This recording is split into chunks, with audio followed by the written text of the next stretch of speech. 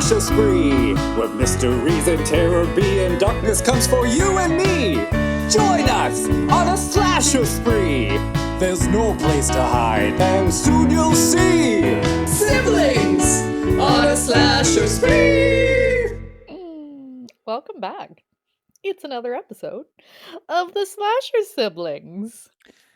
We will be exploring a very interesting topic today. It's all about the science and psychology of fear. The origin of fear is deeply rooted in the evolutionary history of living organisms, including humans. Fear is a fundamental emotion that has evolved as a crucial adaptive response to threats in the environment. Threats in the environment. Its primary purpose is to ensure the survival of an organism by triggering that fight or flight response in the face of danger. Throughout evolution, organisms that were better equipped to detect and respond to potential threats had a higher chance of surviving and passing on their genes to the next generation. Bow, chicka, Mhm. bow, wow. Bow, chicka, wah, wah. This selective pressure favored the development of a sophisticated fear response system. In humans and other animals, fear is often associated with specific stimuli or situation that are or that is perceived as dangerous. This can include predators, environmental hazards, other potential sources of harm. The brain plays a central role in processing fear, with the amygdala being a key structure involved in the detection and processing of threatening stimuli. So cool. Cognitive processes, such as learning and memory, also contribute to the development of fear responses. For example, an individual might learn to associate a specific cue with a negative outcome through experience. And this association can lead to a fear response when encountering that cue in the future. It's important to note that while fear is a critical survival mechanism, it can also be complex and influenced by various factors, including individual experiences, cultural context, and personal perceptions, really. In some cases, fear responses may be maladaptive, leading to anxiety disorders or other psychological conditions. Yeah, fear can certainly be complex, especially for people like us who actively seek it out. So much so that it has become a serious challenge because nothing scares us anymore. I know. Right? And even if something did, like, or our organic response seems to be happiness and laughter. Yeah, like, ooh, Oh, chainsaws. so are we some type of medical marvel without the evolutionary triggers meant to generate fear? Has some type of emotional, psychological, or environmental factor caused trauma that has disrupted our natural chemical flow? Or is it something else entirely? That is the $1,000,000 question, and one conversation I very much enjoy engaging in. Yeah, it seems like a lot to unpack. Hmm. And they seem like questions we should be asking our mental health professional. Uh, Mm. oh, and I say our professional, Yeah. because we actually share a therapist. Fun fact. Hmm. I joke that I need a punch card for all of the referrals that I send her way. So shout out to Anna if you're listening. Oh my god, yeah, you definitely would have gotten your free frozen yogurt by now, for sure. And funny you mentioned that because I don't think this is a topic I've explored yet with her, Mm. but I certainly will because that would be interesting. Maybe only slightly anxious about watching her write psychopath on her little notepad. Oh god. I'm pretty sure that's going to be like the title of her book that she writes about us after mm, probably just a few more sessions at this point. I think she's almost there. She's almost got everything that she needs. I touche. Yeah. And as we've established, fear itself has been around since the beginning of organic life. There is an abundance of information out there now on the topic, but it all had to start somewhere. Mm. The study of fear as a psychological and physiological phenomenon has a long history, and it's challenging to pinpoint an exact starting point for research on fear. However, My Googling says that Mm. early investigations into fear can be traced back to the late 19th and early 20th centuries. One significant figure in the early exploration of fear was none other than Mr. Pavlov. Mm-hmm. In the late 19th century, Pavlov conducted experiments on classical conditioning, studying how animals could be trained to associate a neutral stimulus, like a bell, uh, Ding. winning with a biologically significant event, so presentation of food. Mm, This research laid the foundation for understanding how learned associations contribute to emotional responses, which include fear. that's so cool. In the mid 20th century, researchers such as Joseph Wolpe and Wolp. Hans Eisnick, right, made significant contributions to the understanding of fear and anxiety, particularly in the context of behavioralism and learning theory. Wolpe, for example, developed systematic desensitization as a therapeutic Mhm. approach for treating phobias. Ooh, the field of fear research expanded further with advancements in neuroscience and the development of technologies that allowed scientists to study the brain's role in fear processing. Mm. The discovery of the amygdalas I just like that word, involvement in fear responses, which gained prominence in the 20th century, was a crucial development. And amygdala is really fun to say. It is. Over the years, research on fear has become increasingly interdisciplinary, incorporating insights from psychology, neuroscience, psychiatry, and Mhm. other fields. Today, fear research continues to evolve with ongoing studies exploring the neural mechanisms, genetic factors, and behavioral aspects of fear and anxiety, which is so fascinating. Oh, hashtag science. Yes. It really is fascinating. Let's dive into some of the biological responses to fear. Mm. When you experience fear, your body undergoes a series of physiological and psychological changes as part of that fight or flight response. This response Mhm. is an evolutionary adaptation designed to prepare your body to either confront or escape that perceived threat.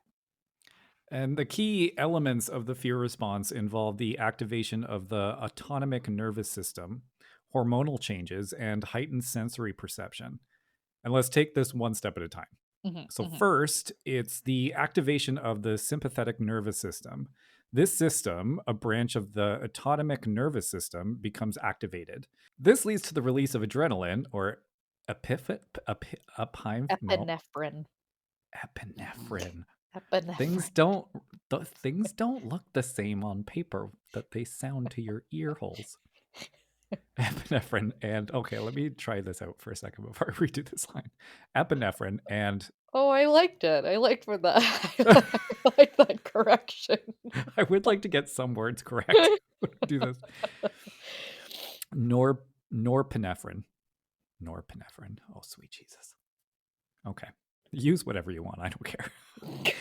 This leads to the release of adrenaline, epinephrine, and norepinephrine into the bloodstream. Hmm, so many words. Next is increased heart rate. Adrenaline stimulates the heart to beat faster, increasing blood flow to deliver oxygen and nutrients to the muscles and vital organs. It prepares the body for quick physical action, and And making then like bam, bam. karate moves with Yeah. my hands right now. I could almost hear that in your voice. Yes. Yes. But yeah, it's like bam. Then bam. The pupils of your eyes dilate to allow more light to enter, improving vision and peripheral awareness. This enhanced visual perception helps you detect potential threats in the environment. Ooh. And then the air passages in your lungs also dilate. Yep, just like that. Referred to, ooh, now I have a word. Yeah, you have a word. Referred to as, oh, bronchodilation? Yeah. That sounds like a horse and Anyways, Bronchodilation. Yeah. perfect. Uh, which is increasing the flow of air, Hmm. which we probably could have just led with. We didn't need the word, but it's fine. I like We're your trying to research. be hashtag science on this Hashtag episode. So science. if we could just class it up a little bit, that'd be great. Got it. So this enhances the exchange of gases, ensuring that the body receives an optimal oxygen supply to fuel increased physical activity. I'm doing Yeah, the because of that karate bam. moves. I'm Yeah, doing the the bam. karate moves. So the adrenaline then triggers the release of glucose from the liver into the bloodstream, providing additional energy for the muscles.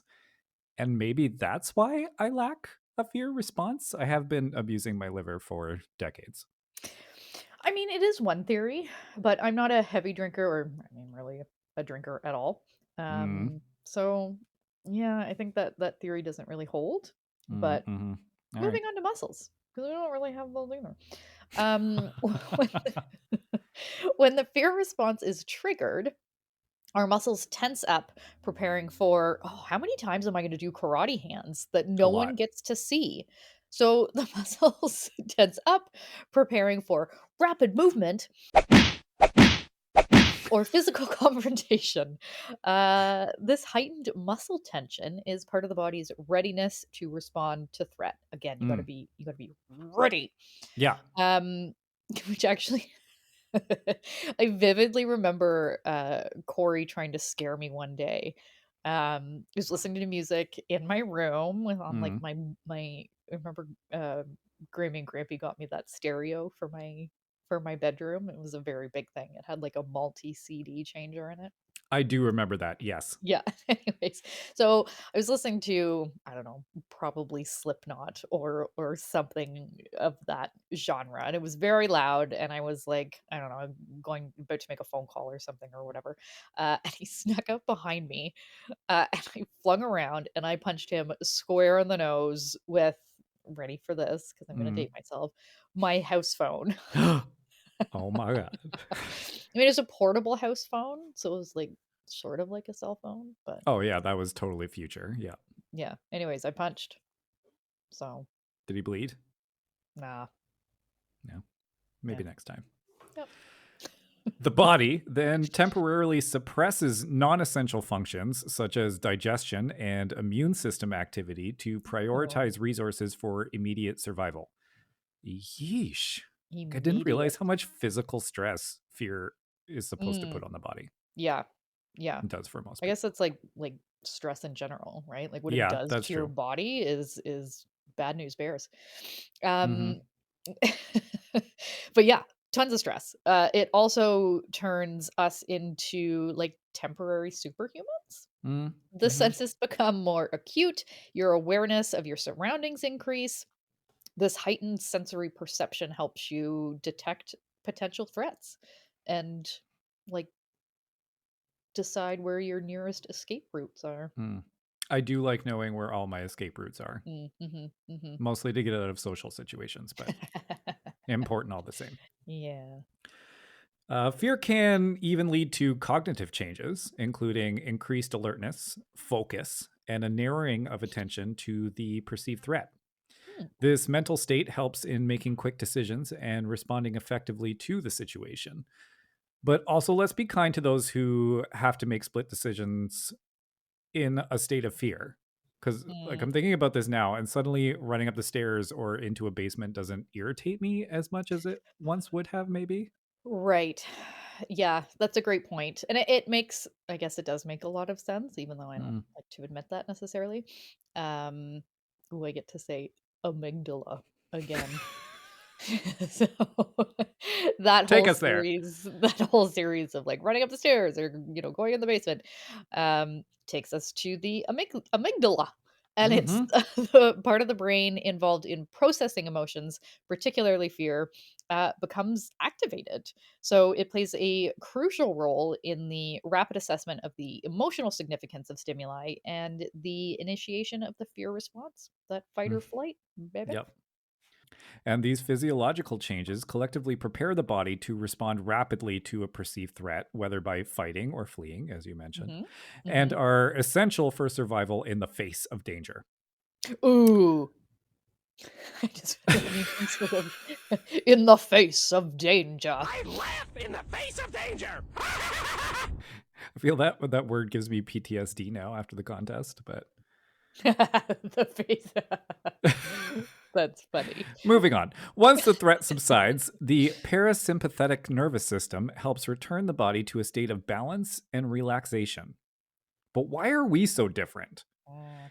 The experience of fear can vary significantly from person to person, and individual differences in how people respond to potentially frightening stimuli are influenced by a whole range of factors. Oh. Okay. Okay. So we'll start with the psychological. Mm, Some individuals may have a temperament or personality that makes them less prone to experiencing fear. I guess that's mhm, factors such as a high threshold for arousal. Okay, mm. well, that needs a sound effect. Arousal needs like a boing. Very Okay. specific type of arousal, but yes, I would enjoy a boing sound in your signal. Okay. Factors such as a high threshold of arousal, sorry, for arousal, a calm disposition, or a strong sense of self confidence can contribute to a reduced likelihood of feeling scared. Okay, well, then that explains it then, because that pretty much reads like my LinkedIn bio. Do you have the word arousal in your LinkedIn bio? Because you probably Yes, shouldn't. right under my name. It says high threshold for arousal, and I don't know why that gets me an interview every single time. Another factor here is coping mechanisms. Mm. So people develop various coping mechanisms throughout life to deal with stress and fear. If someone has developed effective coping strategies or has a resilient mindset, they may also be less likely to feel that overwhelming sense of fear. Hmm. So, past experiences can significantly shape how individuals respond to fear. If someone has been exposed to a variety of stimuli and has successfully navigated challenging situations without adverse consequences, they may just develop a sense of fearlessness. Mm. Exposure to diverse experiences and a familiarity with potential sources of fear can desensitize individuals. Oh. Oh, okay. Well, there it is. Uh, Mhm. exposure therapy, for example, is a therapeutic technique that can gradually expose individuals to feared stimuli in a controlled setting to reduce their anxiety over time. So the fact that we've seen 758 horror movies is Before we probably were 10, yes. sitting in mama's lap at 6 Yeah. years old. Yeah. So there may be neurobiological factors at play, such as individual differences in brain chemistry or structure. And these factors can influence emotional regulation and the processing of fear related stimuli. Further, all people vary in how their brains process fear related information. And some individuals may have different patterns of neural activity or connectivity that affect their emotional responses. As we know, I find brain chemistry fascinating. So Mhm. I'm going to explore this factor in more depth on my own time. I love that for you. Cultural and environmental factors play a role in shaping perceptions of fear. Some cultures may emphasize bravery or resilience, influencing individuals to downplay or suppress feelings of fear. That's a really good point, too. Hmm. It's also important to note that while a lack of fear or a fear resistant temperament can have certain advantages, fear is a natural and adaptive emotion that serves important functions, such as promoting survival and enjoying horror movies. Yes, if you find that your lack of fear is causing issues in your life, or if you have concerns about your emotional experiences, it may, and by may, I say will, it will be Mhm. beneficial to speak with a mental health professional. They can provide support, help explore the underlying factors, and often just guidance on managing emotions in a healthy way. Mm. Thank you, Dr. Gray. But you're absolutely right. And it's important to practice self awareness. And if you feel like something is off, talk Mhm. to someone about it. As for why some people enjoy the feeling of being scared, and why some even create elaborate safe spaces where it's supported and encouraged, like a podcast, Hmm. it's a complex psychological phenomenon. When we experience fear, our bodies release adrenaline, a hormone that prepares the body for that old fight or flight response. The physiological arousal can be experienced as a rush or a surge of energy, treating a heightened state of alertness and excitement. Mm. Hmm. Like going on a roller coaster or jumping out of a plane. Mm-hmm. Yeah, I see that. Confronting and overcoming fear can provide a sense of accomplishment too, Hmm. actually. Engaging in activities that induce fear, such as watching a horror movie or going on a thrilling amusement park ride or whatever it is, it allows individuals to face and master their fears in a controlled environment.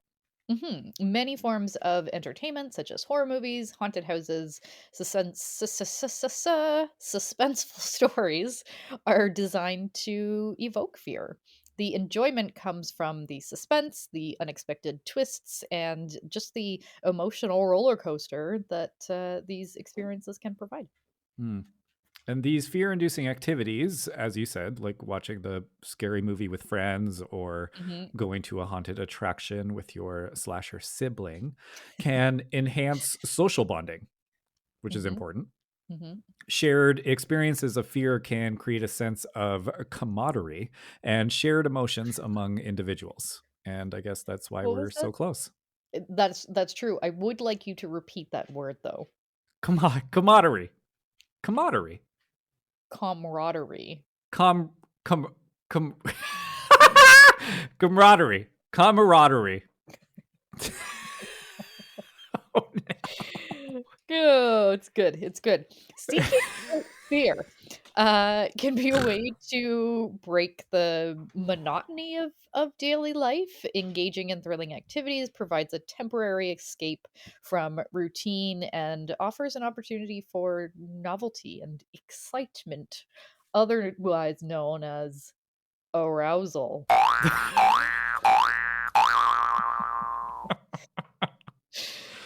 Uh, experiencing fear in a safe and controlled environment can provide a cathartic release hmm. of tension and stress as well.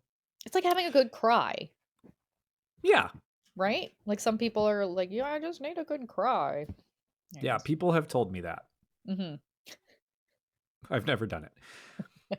Moving on. It allows individuals to temporarily step outside of their everyday concerns and experience a different range of emotions, which makes a lot of sense. Mhm. Sometimes those, trivial problems at work are put into perspective when you're immersing yourself with killers and the paranormal. Very true. Very true. Some people are just naturally curious and seek out novel and intense experiences. The Mm, exploration of fear can be driven by a desire to understand one's own reactions and push personal boundaries.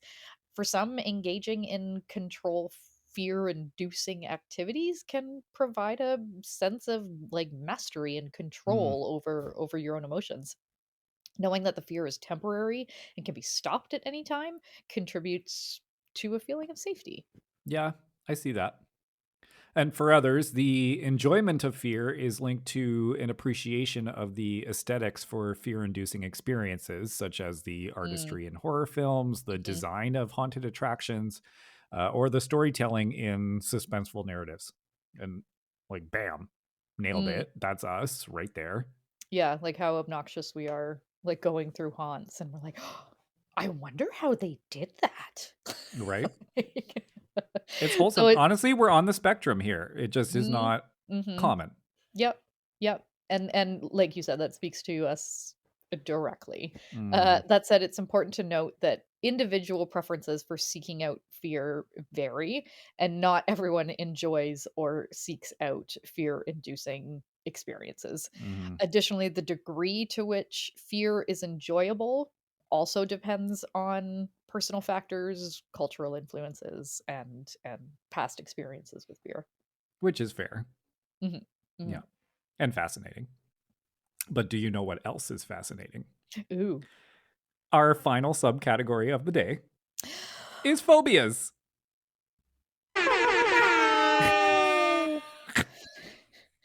We all know somebody with one or several. A phobia is an intense and irrational fear of a specific object, situation, or activity. Mm-hmm.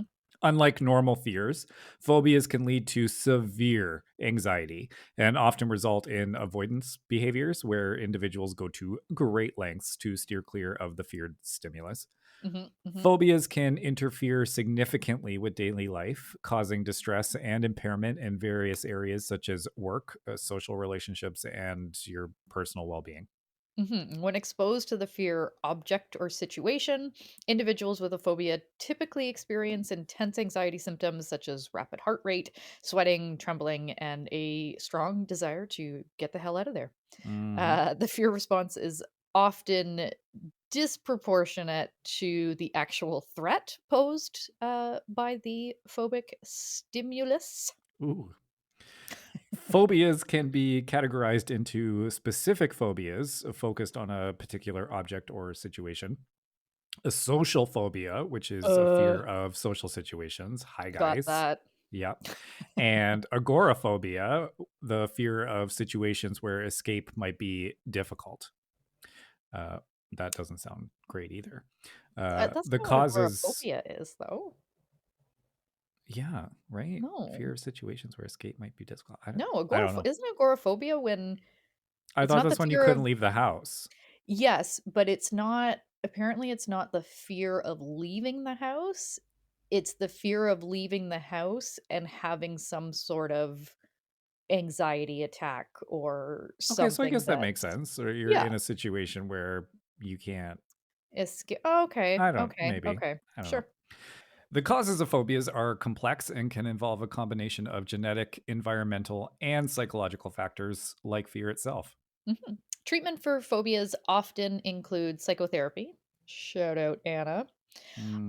Particularly CBT, which is cognitive behavioral therapy, and that aims to change negative thought patterns and behaviors associated with the phobia. Exposure therapy is a common component of CBT, involving gradual and systematic exposure to the feared stimulus to reduce anxiety and promote adaptive responses. Mm. In some cases, medication may be just described. Medication may be prescribed to help manage those symptoms.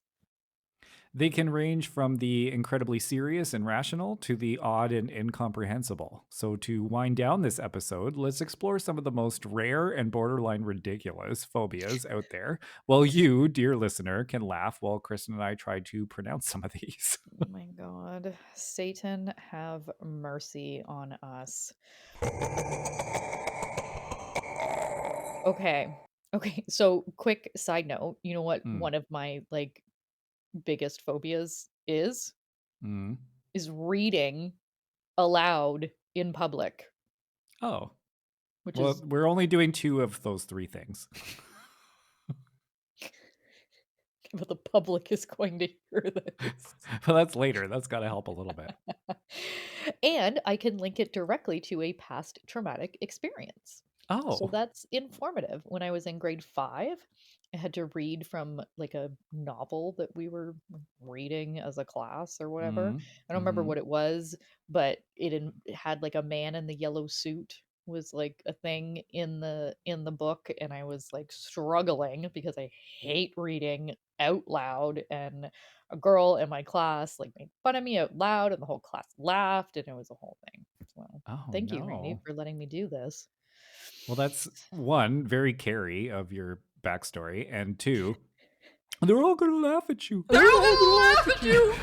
But also, it's very on theme because if you're not terrified doing a Mm. podcast on fear, what are you really doing? Oh. Okay. See, this is like Inception. There's like layers to this girl. Okay, we're gonna start with our first pronunciation and Okay, hit it. phobia here. So Xanath Xanathope Xanathophobia. This is the fear of the color yellow. People with Xanthophobia. may experience anxiety, panic, or avoidance behaviors when exposed to the color yellow. Damn. Well, I mean, I guess no Wizard of Oz or bananas for those guys. Or lemons. Oh, Or what are they school going to do when buses. life gives them things? Okay. Well, you thought yours was bad. This one just isn't fair to anyone. No. Okay, here we go. Hypopotamonstrosquiptaliophobia. Hippopotamonstrosesquiptaliophobia. Is it a fear of hippopotamuses? That's what I thought at first, but ironically, this term refers to the fear of long words. Oh. Well, that seems silly. I love irony. Individuals with this phobia may find the idea of long words anxiety-provoking, creating a linguistic challenge for those trying to discuss or treat the phobia. And I guess I'm one of them now because that was terrible. Okay, guess what this one is? Ooh. Pogonophobia. Oh, you know. Fear of pogos. I was going to say fear of pogs. It's oh god. Oh, I just dated myself again. God damn it. So this is the fear of beards. Individuals with pogonophobia may feel anxious or distressed in the presence of people with facial hair. I really like beards. That's interesting. I mean, I guess I used to have a drag queen pognophobia, but I've moved past it. And I'm talking about you, Danny Beard. You changed the game for me. If you don't know who that is, Google it. This one is for the Gen Z, and something I learned today, which is people that are just being born now, is Generation Alpha crowd. Oh. Okay. Yeah, because Gen Z is already like becoming adults now, if that doesn't make you feel old. So Gen the new Z generation is yeah, it's Generation Alpha. And it started in 2015. Kids born after 2015 are Generation Alpha. So there you go. You just learned that. Informative episode. I know, right? So many layers. This one's easy. Nomophobia. Nomophobia. Not to be confused with the popular homophobia. I was gonna say. This is nomophobia. Okay. Nomophobia. Short for no mobile phone phobia. Oh. And yes, this is a thing. This is the fear of being without a mobile phone or being able to use it. This phobia is often. Yeah, because maybe it's like a. Okay. Maybe the unable. Like in your dream when you can't dial 911. Oh, maybe. It's a dream. Or maybe it's just when you're super old and you're just like smashing your hand on this black brick in front of you, and you're like, I can't make this work. I have nomophobia. I can't just click on them dials and watch it go clickety clickety clickety click all the way back. Are you talking about a rotary phone? I was. Well, I feel like maybe I have this. Like if my dogs are doing something that is just absolutely precious and like I don't have my phone on me to immediately take a photo. Yeah.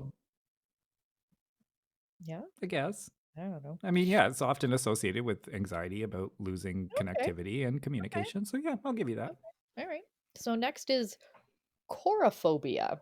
Chorophobia. Chorophobia. And this is the fear of dancing. This makes me sad. Individuals with chorophobia may feel intense anxiety or discomfort at the thought of dancing, whether in public or private settings. I think Leo has this. Oh my God. Even in private? I mean, yeah, I can't tell you he's ever privately danced for me. So I think private meant like by himself. Oh. Well, I mean, what he does on his own time. But you know what? Maybe people should have that. Maybe some people should. No tea, no shade. I don't know. Maybe love some a good people should dance. Anyways. At least maybe in public settings. Oh well. Anyway, moving on. So the next one is arachibutyrophobia. Arachibutyrophobia. And I apologize to Kristen how I had to phonetically write this out because Oh, it sounds racist. A little bit. It looks racist. I'm not gonna. Let's move on. Go. Yep. Move on. This is the fear of peanut butter sticking to the roof of your mouth. Oh. I mean, I mean, I do like peanut butter though, but it is harmless. it just reminds me of like a dog, right? That you're like trying to Oh, give medication to, and it's like mama. Yeah. Which seems humorous, but individuals with this phobia may go to great lengths to avoid consuming peanut butter, which also See, sounds like a travesty. I feel sad for them too. Yeah, this is tragic. Actually, I thought this was going to be a fun way to end the episode, but No, I'm actually very It's sad. depressing. Yeah. All right. Finish. Anyway, us- next we finish this have out. omphalophobia. Omphalophobia. Omphalophobia. This, if you could guess, was the fear of belly buttons. Ooh. People with omphalophobia may experience anxiety or discomfort when exposed to their own or others' navels. Can you imagine? Put that navel away. I mean, I feel like maybe I kind of understand other people's, because other people's belly buttons can be gross, especially if there's like those really deep innies and you know that there's like just. Oh, it's not the deep innies, it's the there? pregnant outies that weird me the hell out. Oh, really? Oh no, I don't mind the outies. It's the innies. But No, because no, I'm not gonna go there. okay, so I said that you had the final one there, but that's a lie. We have one more. So our last one is phobophobia. Phobophobia. Phobophobia. Yeah. Something I don't know why I think of a clown. Why am I thinking of a clown? know. Anyways, this is a fear of phobias. This can be described as free-floating anxiety, where a person same girl, Right. where a person spirals into a circle of anxiety due to fearing fear itself. In that Yikes. respect, it is a self-fulfilling prophecy. Huh?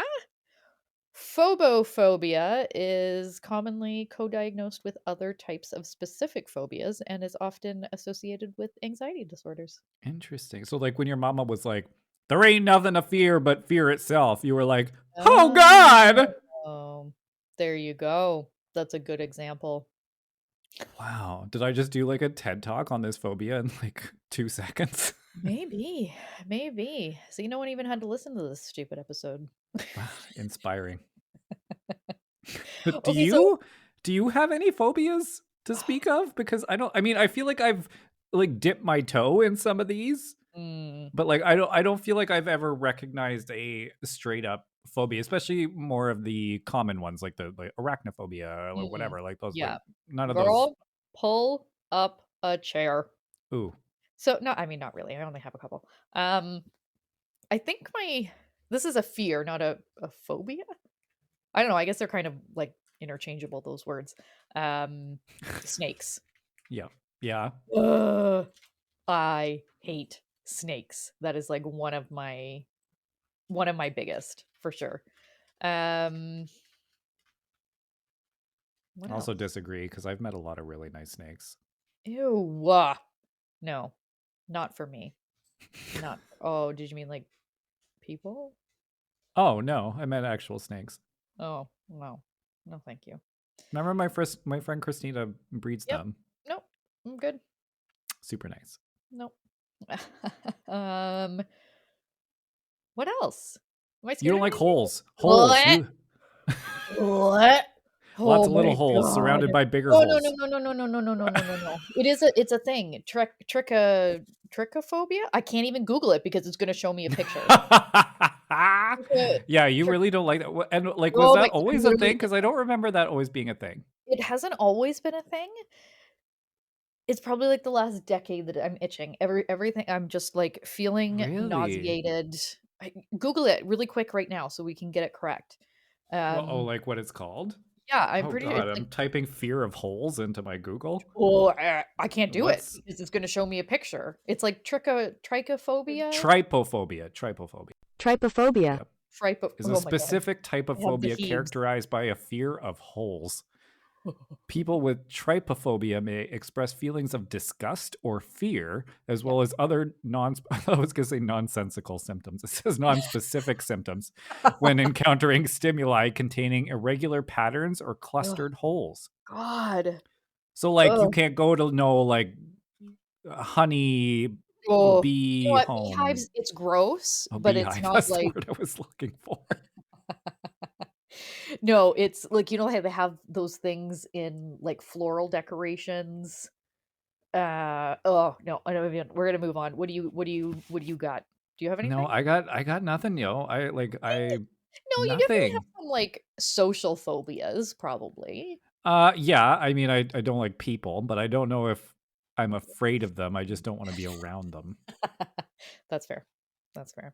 All right. Well, as the coffin closes on our 8th episode, please take some time to reflect on what fear means to you. Yeah, like, do you avoid it? Do you seek it out? Are you completely impartial to it?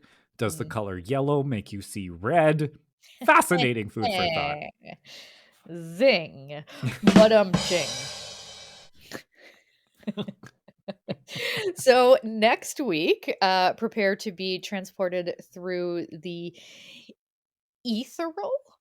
Is that the correct Ethereal. word? Ethereal. Ethereal. Ethereal. Next week, prepare to be transported through the ethereal corridors of time as we unravel the enigmatic history of ghosts. Ooh!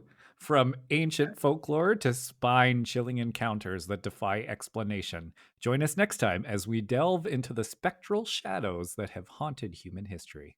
Ooh, I feel physically ill still thinking like I was gonna have dinner after this, and now I don't want to. Well, no, I because you'd have to, well, I guess just don't use a bowl because it's just a don't. big hole. Oh, I'm still Dr. Seussing. This has been Kristen. And Randy. Slashing our way into your hearts. And nightmares. Happy hunting! Bye, witches!